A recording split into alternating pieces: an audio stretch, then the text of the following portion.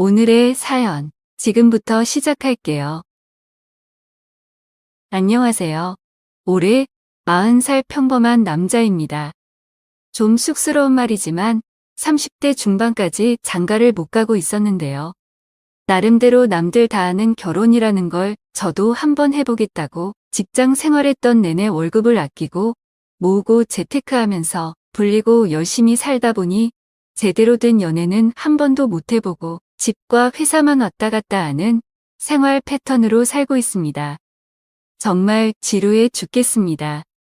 이 때문에 거의 6년 가까이를 솔로로 보냈는데 30대 중반 들어서 이러다 진짜 노총각으로 영영 늙겠다는 생각이 들어서 부모님과 지인의 소개로 여러 번의 소개팅 자리에 나가 결혼을 전제로 여성을 만나보려 노력도 했죠.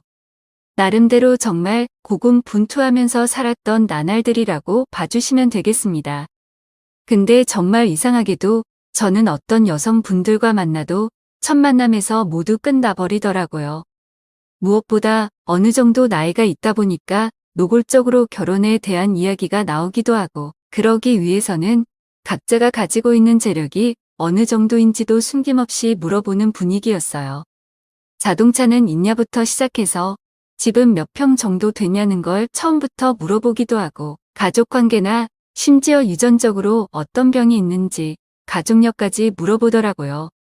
저는 솔직하게 차가 없어서 택시 타고 왔다고 말하고 구구절절 제 상황을 설명하면서 결혼하려고 이렇게 돈을 모으고 있는 중이라서 별로 가진 게 없다고 말했습니다. 조금만 개념 있는 사람이라면 이런 상황에서 오히려 저를 좋게 봐주실 거라고 생각했는데 이상하게 여자들은 이때부터 대화의 온도차가 확 나더라고요.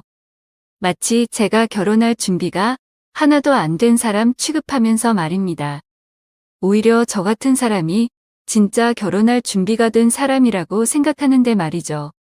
그리고 한 달에 500만 원도 못 버는 중소기업에 다니면서 아파트는 가지고 있을 수 있겠냐는 말을 했고 저는 역세권은 아니지만 20평대 작은 빌라 하나 가지고 있다는 말을 했는데요. 그럴 때면 여자들이 한다는 소리가 하나같이 그 나이 먹도록 뭐 했냐고 물어보면서 대놓고 저한테 뭐라고 하더라고요. 저도 똑같이 물어보면 남자랑 여자랑 같냐면서 저만 이상한 사람을 만듭니다. 그렇게 밥 먹고 차 마시고 헤어지면 그 뒤로는 연락 두절이 되는 게 일상이었고 몇 번의 소개팅과 선 자리가 모두 비슷한 패턴이었습니다. 월급을 아무리 아끼고 열심히 모아도 1년에 최소 수천만 원씩 심지어 많이 오르는 데는 한 달에 1억씩 오르는 집값을 보면서 저 같은 흙수저는 평생 아파트에서 살 팔자는 아닌가 보다 싶었죠. 작은 빌라 하나 가지고는 결혼도 못하는 처지구나 싶어 결국에는 36살 나이에 결혼을 포기하고 말았네요. 뉴스를 보면 매일 그럽디다. 요즘에는 30대가 결혼을 안 한다고 아주 사회적인 문제라는 식으로 보도를 하는데요. 저는 그런 뉴스를 볼 때마다 솔직히 너무 어이가 없고 화가 나기도 해요. 결혼할 수 없는 사회적인 구조를 만들어 놓고 마치 나중엔 대한민국이라는 나라가 망할 것처럼 떠들어 댄다는 게 너무 화가 나고 웃깁니다. 결혼을 포기하는 대신에 결혼 자금으로 모아둔 돈과 빌라를 담보 삼아서 대출까지 시원하게 받았는데요. 이 돈으로 다니던 회사를 그만두고 집 근처에 작은 음식점을 차렸습니다. 도저히 월급쟁이로는 부자가 될 수 없겠다는 생각도 했고 저도 나름대로 저만의 일을 하면서 돈이나 실컷 벌어보자는 생각이었죠. 아르바이트생 2명과 저까지 셋이서 일하는데 제가 나름대로 개발한 음료수 한 잔을 2,000원에 팔았더니 가성비 좋은 음식점으로 소문이 나서 회사 다닐 때보단 조금 더 버는 정도로는 되고 어디 가서 사장님 소리도 들어보고 이제 여유도 좀 생기고 먹고 살만해졌어요. 게다가 커피까지 파는 곳이었기 때문에 주변에 직장 생활하시는 분들도 많이 찾아오고 대학생들한테도 인기가 많았습니다. 장사하길 잘했다는 생각이 들더군요. 1년 전쯤에 들어온 아르바이트생은 이 근처에 학교를 다니는 대학생이었는데 이 친구가 휴학을 하고 고향에 내려가야 한다고 그만두게 되었어요. 그래서 새로 알바 모집 공고를 냈는데 면접을 한 5명 정도가 보게 됐고 그중에서 26살짜리 키 크고 예쁘장하게 생긴 여자애가 평소 저희 가게에 손님으로 자주 왔었는데 장사가 잘 돼 보여서 자기도 한번 이런 카페를 해보고 싶다고 하면서 찾아왔다고 하더군요. 20대 중반 여자치고는 굉장히 의욕이 있어 보이고 1년 정도는 저희 카페에서 일 배우다가 2호점을 해보고 싶다고 하더라고요. 처음 봤을 땐 아르바이트 하기엔 나이가 너무 많지 않나 싶었는데 말하는 것도 예쁘게 하고 특히 저희 집 단골 손님이라 더욱 믿음이 가고 기특해서 알바로 뽑았어요. 어중간하게 빨리 그만두는 애들보다는 이런 사람이 훨씬 더 믿음직스러웠고 딱히 다른데 취업할 생각도 아직은 없는 것 같길래 믿어보기로 했죠. 그 친구 이름이 미연이었는데 한 달 정도 지났을 무렵에 나름 사장이랍시고 마지막 주 금요일마다 아르바이트생 2명과 조촐하게 회식을 했습니다. 미연이는 뜬금없이 저에게 정말 노총각이냐고 묻더니 혹시 결혼을 한 번 했다가 이혼을 해서 총각인 거 아니냐고 제 말을 믿지 못하는 눈치를 주더라고요. 불난집에 부채질하는 것도 아니고 왜 그러냐고 했더니 멀쩡하게 생겨서는 장가도 안 가고 혼자 지낸다는 말을 믿을 수가 없다면서 미연이는 자기 언니를 소개해 주겠다고 하더라고요. 이야기를 들어보니 미연이 언니도 저와 마찬가지로 노처녀였습니다. 노총각과 노처녀 왠지 잘 어울릴 것 같지 않냐고 하는데 처음에는 미연이가 술 취해서 장가 못 간 사장한테 장난치면서 농담하는 줄 알았거든요. 그래서 어디 감히 아저씨한테 까부냐고 웃으면서 넘겼는데 미연이는 그냥 웃음만 짓고 있었습니다. 그렇게 회식이 거의 끝나갈 때쯤에 이제 집에 가려고 하는데 미연이가 저에게 팔짱을 끼더니 회식인데 이대로 집에 들어가기엔 뭔가 허전하지 않겠냐고 자기랑 2차를 가자고 하는 겁니다. 저는 사실 집에 가고 싶었는데 그날 분위기도 괜찮고 미연이가 저희 가게에 오고 나서 첫 회식이라서 2차는 호프집을 가게 되었죠. 어느 순간부터 미연이는 저에게 오빠라고 부르기 시작했고 매일 딱딱하게 사장님이라는 소리만 듣다가 오빠라는 소리를 들으니까 기분이 뭔가 오묘하게 상당히 듣기 좋다는 생각을 했습니다. 얼마 만에 들어보는 소린가 싶더라고요. 결혼을 포기했다는 생각을 가지고 살아온 게 2년이 조금 넘었는데 미연이가 자꾸 언니를 소개시켜 준다고 하길래 여자를 다시 만난다는 게 용기도 안 나고 해서 그냥 매번 웃고 말았는데 자기 언니가 정말 괜찮으니 꼭 만나라고 자기 언니는 가게에 몇 번 찾아와서 제 얼굴까지 봤는데 만나보고 싶다고 했다네요. 그러면서 자기 언니 사진을 보여줬는데 괜찮게 생겼더라고요. 얼핏 보니까 어떤 손님이었는지 기억이 날 것 같기도 하고 긴가민가 했습니다. 충분히 아름다우시긴 했지만 그렇다고 기억에 남을 만큼 연예인처럼 예뻤던 손님은 아니라서 대충만 기억하고 있나 보다 싶었죠. 아무튼 미연이가 계속 저한테 만나라고 하니까 어느 순간부터는 저도 용기가 생겨 며칠 뒤 만나게 됐는데요. 실제로 만나보니까 나이가 30대 중반이라기에는 너무 어려 보였고 체격도 동생에 비해 더 아담하고 얼굴도 자세히 보니까 정말 예쁘긴 하더라고요. 솔직히 보자마자 왜 이런 여자가 아직까지 결혼을 안 했는지 궁금할 정도였죠. 그렇게 저희들은 다른 소개팅과는 다르게 가볍고 재밌는 이야기들을 하기 시작했어요. 아무래도 저에 대한 기본적인 정보들은 미연이한테 들어서 그런지 묻지 않더라고요. 그렇다고 이 여자도 예외라고 할 수는 없었습니다. 한두 시간 정도 여유롭게 이야기를 하면서 놀다가 그 뒤로는 본격적으로 저에 대한 취조가 시작되더라고요.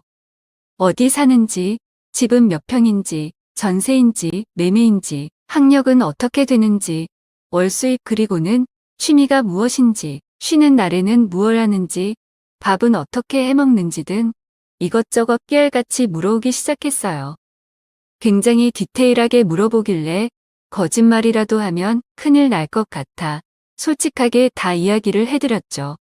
그날 헤어지고 집으로 오면서 저는 혼자서 도대체 이런 소개팅을 왜 또 한 것인지 굉장히 자책하며 후회했어요. 그런데 다음날 미연이가 그런 말을 하더라고요. 자기 언니가 오빠를 굉장히 마음에 들어 하는데 왜 밥만 먹고 헤어졌냐고 말이죠. 그리고 남자가 먼저 애프터 신청을 해야 되는 거 아니냐는 말도 하더라고요.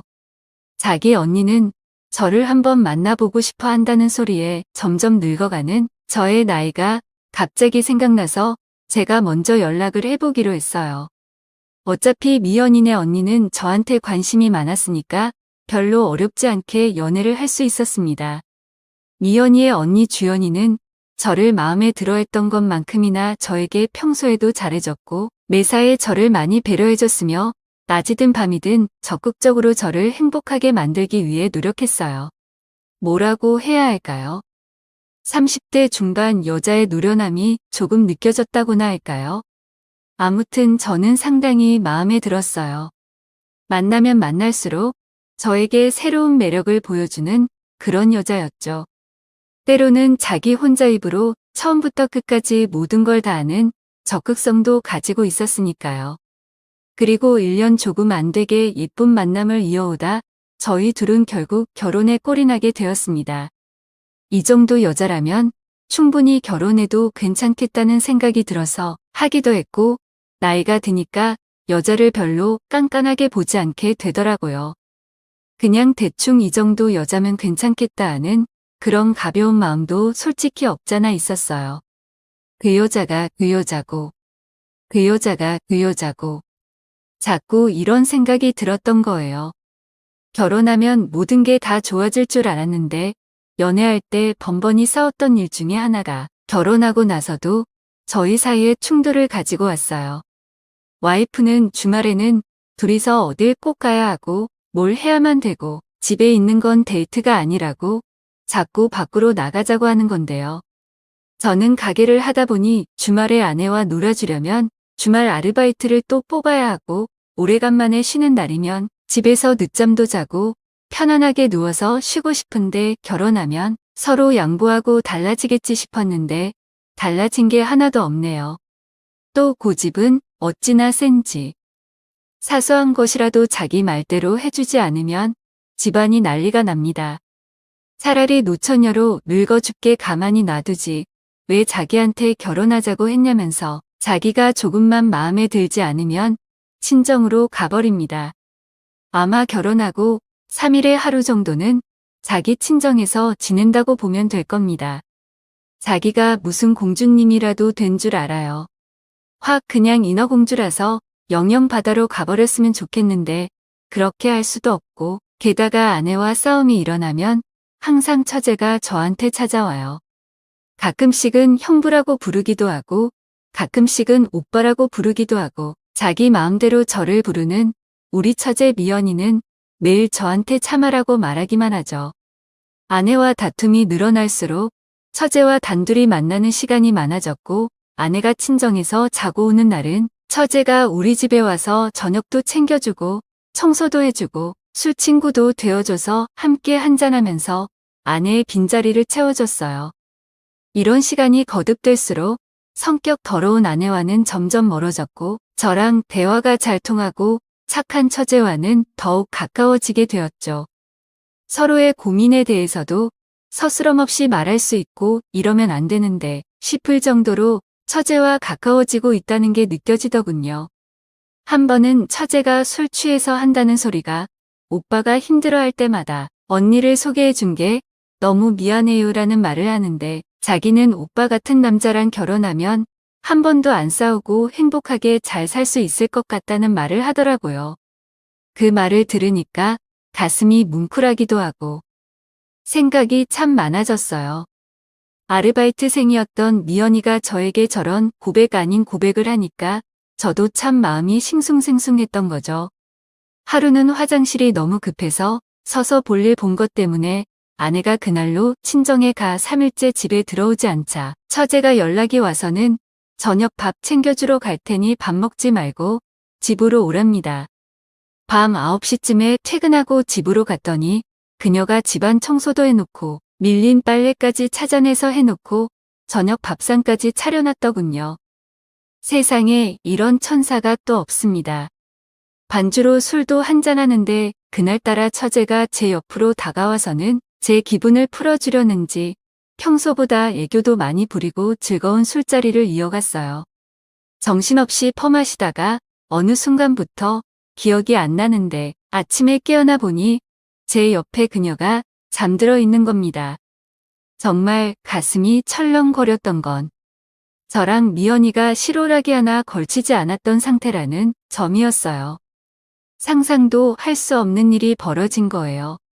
사실 그렇게 거의 한 달 정도가 지났을 때 하루는 아내가 다소 격양되고 심각한 목소리로 저한테 할 말이 있다고 하더라고요. 그러더니 대뜸 한다는 소리가 미연이가 임신을 했다면서 결혼도 안 한 처녀가 아이를 낳아서 키우고 싶다고 하는데 엄마는 쓰러지고 집안이 정말 뒤집어졌다고 하더군요. 근데 더 큰 문제는 아기 아빠가 누군지 정확히 모른다고 하더라고요. 그러면서 저에게 미연이랑 친하니까 만나보고 설득 한번 해주면 안 되냐고 했고 미연이의 임신 소식의 순간 머릿속에는 오만 가지 생각이 스쳐 지나갔습니다. 하지만 처제의 고집을 누구도 꺾을 수가 없었고 배는 계속 불러오고 있었던 상황이었죠.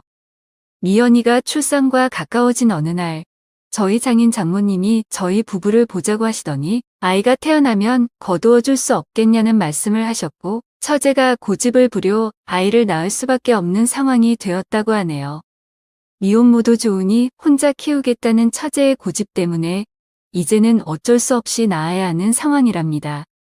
미연이의 상황도 충분히 이해가고 그녀가 어떤 생각을 가지고 있는지 예상하긴 했지만 저는 솔직히 그런 상황이 그다지 내키지 않았습니다.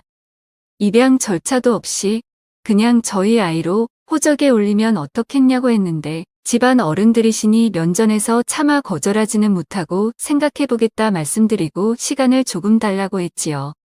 그리고 집에 돌아오는 길에 처갓집과 아내와는 사전에 이야기가 되었냐고 물어보니 아내도 찬성을 했고 더군다나 처제가 자기 아이를 딴 사람은 몰라도 제가 입양하는 건 찬성을 했다고 합니다.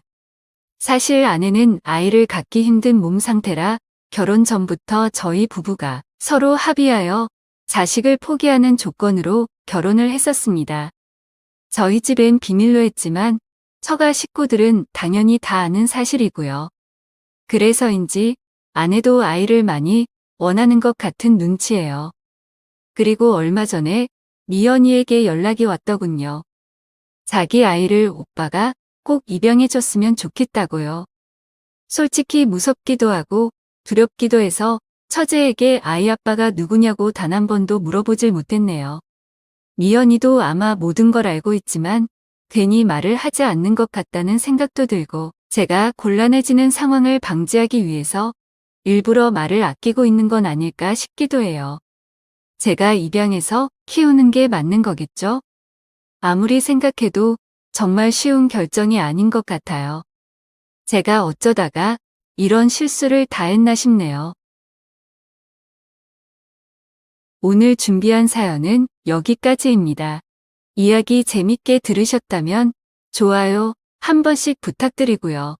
오늘도 좋은 하루 되세요.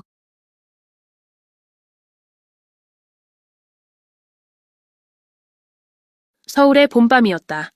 도시가 더 강렬하게 숨쉬는 듯한 그런 밤. 신선한 공기에는 공원과 거리에서 피어난 꽃들의 향기가 실려 있었고 고층 빌딩의 불빛들은 마치 인공적인 별처럼 깜빡이고 있었다. 우리가 강남에서 가장 럭셔리한 건물의 꼭대기층으로 올라가는 동안 나는 엘리베이터 거울 속에 비친 내 모습을 바라보았다. 손가락으로 와인 레드 색상의 타이트한 드레스를 매만졌다. 이 드레스는 나의 언니, 은수가 골라준 것이었다.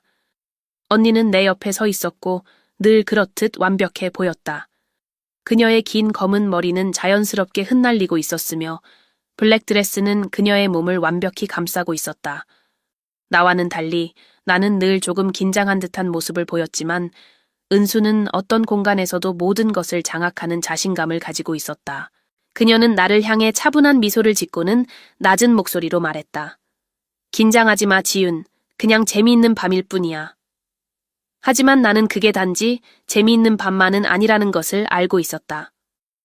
오늘 밤의 호스트는 강현재, 한국에서 가장 영향력 있는 재벌 중 하나의 상속자였다.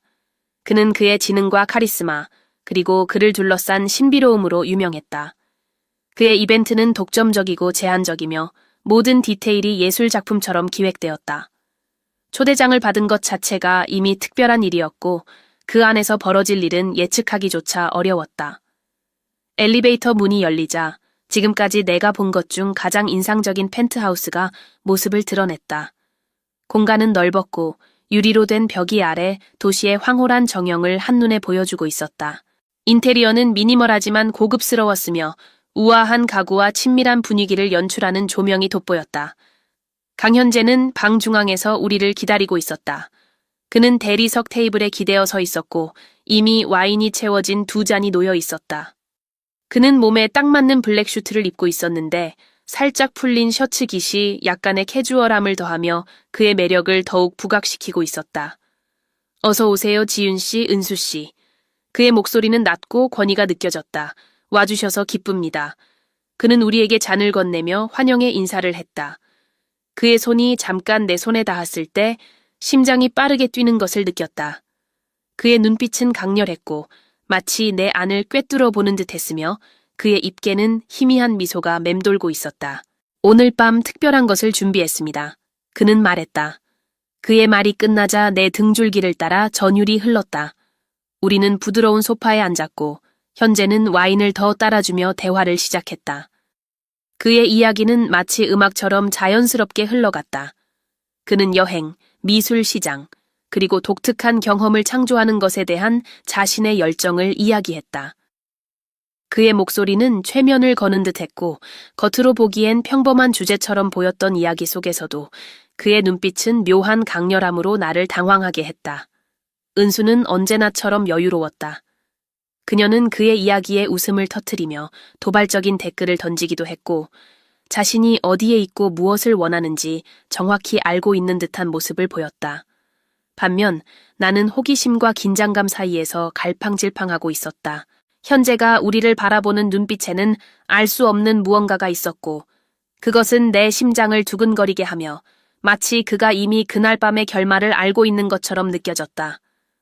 어느 정도 시간이 흐른 후 그는 자리에서 일어나 테라스를 보여주고 싶다며 우리를 초대했다. 밤은 완벽했다. 부드러운 바람이 인피니티 풀 주변의 실크 커튼을 우아한 유령처럼 춤추게 하고 있었다. 도시의 불빛은 물 위에 반사되어 꿈에서나 나올 법한 풍경을 만들어냈다. 여기가 내가 가장 좋아하는 곳이에요. 현재가 테라스와 허공을 가르는 유리 난간에 기대며 말했다. 여기선 모든 게 가능할 것 같아요. 그는 우리를 향해 돌아섰다. 부드러운 조명 아래 그의 눈빛은 빛나고 있었다. 잠시 동안 아무도 아무 말도 하지 않았다. 고요 속에 들려오는 건 멀리서 들리는 도시의 소음과 내 심장의 고동 소리뿐이었다. 너무 크게 들리는 것 같았다. 두 분 정말 대단한 분들이라는 걸 아시나요? 마침내 그가 말했다. 그의 시선은 나와 은수를 오가며 멈췄다. 서로 다르지만 완벽히 조화를 이루죠. 마치 음과 양처럼요. 나는 얼굴이 달아오르는 걸 느꼈다. 반면 은수는 부드럽게 웃었다. 항상 듣는 말이에요. 우리 자매지만 가끔은 모든 면에서 정반대인 것 같아요. 그녀는 약간 도발적인 어조로 말했다. 현재는 천천히 그리고 신비롭게 미소를 지었다. 그 미소에는 더 많은 것을 암시하는 무언가가 있었다. 그는 먼저 내게 다가와 우리 사이의 공간을 지배하며 내 손을 잡았다. 그의 손은 단단하면서도 부드러웠다. 지윤 씨는 어떻게 생각해요? 그는 낮은 목소리로 거의 속삭이듯 물었다. 나는 어떻게 대답해야 할지 몰랐다. 그의 가까운 존재가 내 정신을 혼란스럽게 했고 내가 할 수 있는 건 그를 바라보며 숨을 고르려고 애쓰는 것뿐이었다. 내가 답을 하기 전에 은수가 대신 말했다. 지윤이는 좀 더 내성적이지만 그녀에게도 다른 사람들이 잘 모르는 면이 있어요. 그녀의 목소리는 장난스러웠지만 그 안에는 나를 드러내는 진실이 담겨 있었다. 현재는 낮고 거친 웃음을 흘리며 내 피부에 소름이 돋게 했다. 그는 내게서 물러나 은수에게 다가가 그녀를 똑같은 강렬한 눈빛으로 바라보았다. 그럼 은수 씨는요?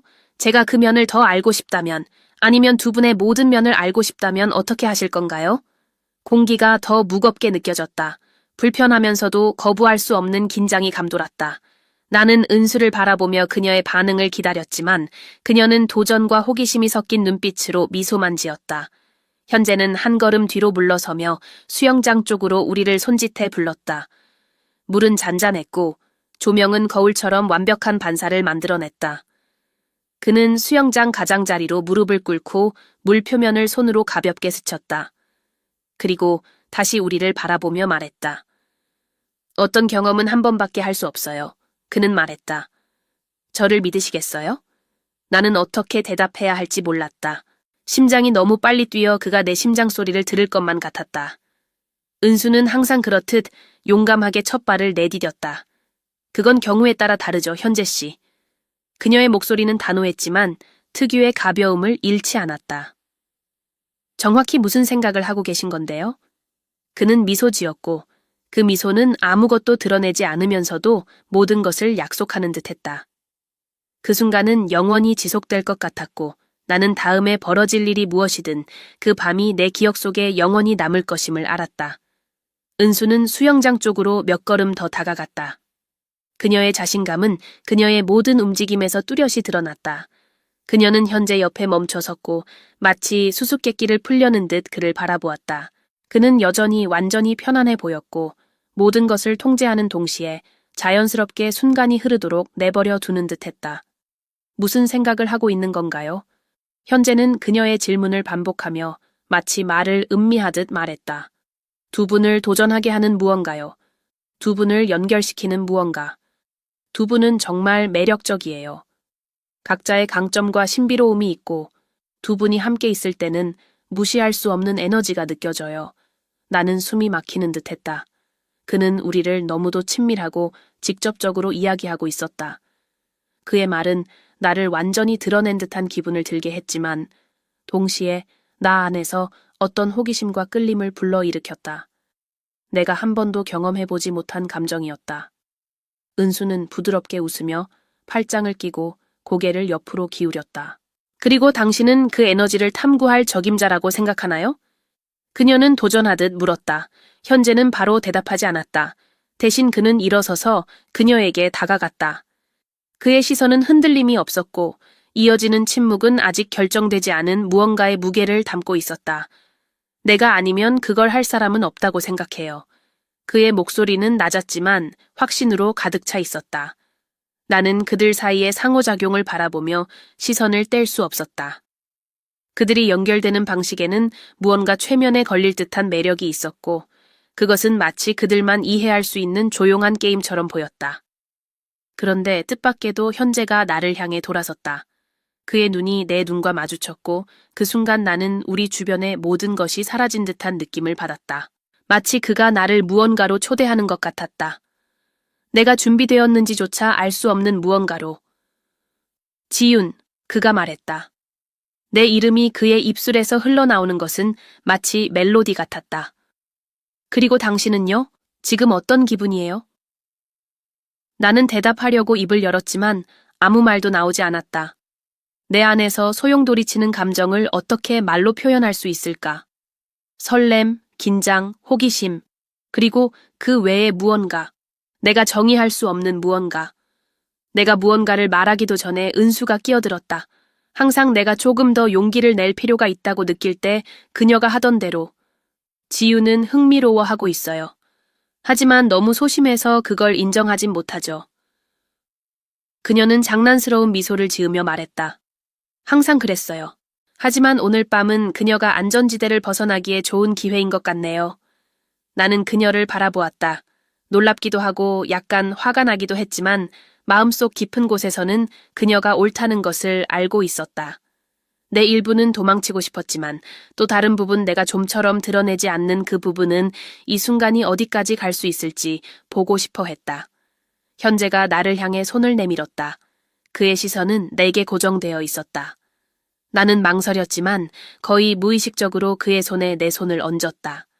그의 손길은 단단하면서도 따뜻했고 즉시 안정감이 느껴지며 약간 긴장을 풀게 했다. 그는 우리를 수영장 가장자리로 이끌었다. 그곳에는 쿠션과 담요가 깔려 있었고 모든 것이 마치 우리를 위해 세심하게 준비된 듯했다. 우리는 자리에 앉았고 그는 와인을 따르며 잔을 가득 채웠다.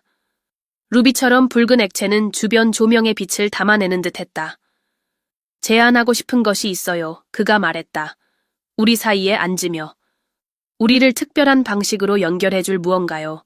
평범한 사람들은 좀처럼 경험하지 못할 그런 것. 은수는 호기심 가득한 표정으로 눈썹을 치켜 올렸고 나는 그가 무슨 말을 하려는지 궁금해졌다. 하지만 그가 설명하기도 전에 그의 손이 내 손을 가볍게 스쳤다. 그리고 다른 손은 은수의 다리 위에 살며시 놓였다. 그것은 미묘하지만 의도가 담긴 동작이었다. 내 심장은 미친 듯이 뛰었고 나는 은수를 바라보았다. 그녀도 놀란 듯했지만 물러서지 않았다. 저를 믿으시겠어요? 그가 다시 물었다. 그의 목소리는 부드럽지만 강렬한 무언가를 담고 있었다. 은수가 가장 먼저 대답했다. 믿음은 문제가 아니에요, 현재 씨.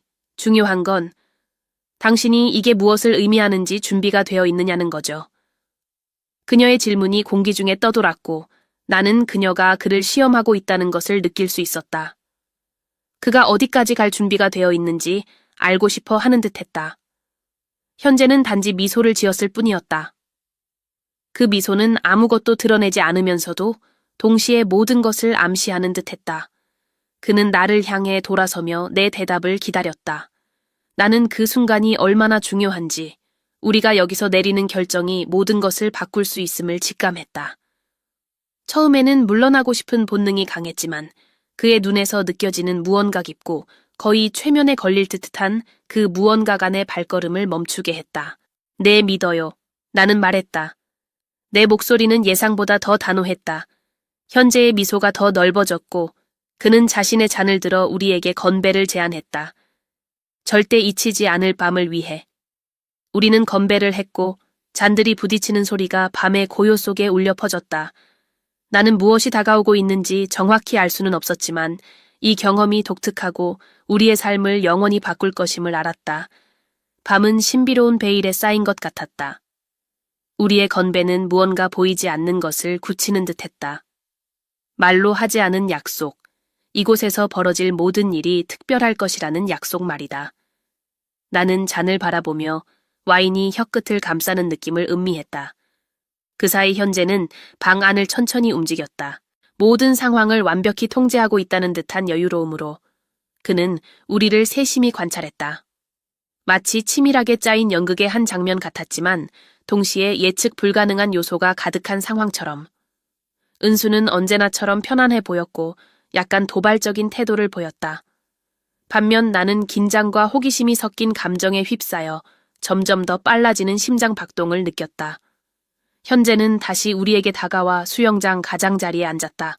그는 소파 등받이에 팔을 걸치며 내 어깨 근처에 가벼운 손길을 남겼다. 반대쪽에서는 은수의 다리에 손을 살며시 얹으며 자신감을 발산했다.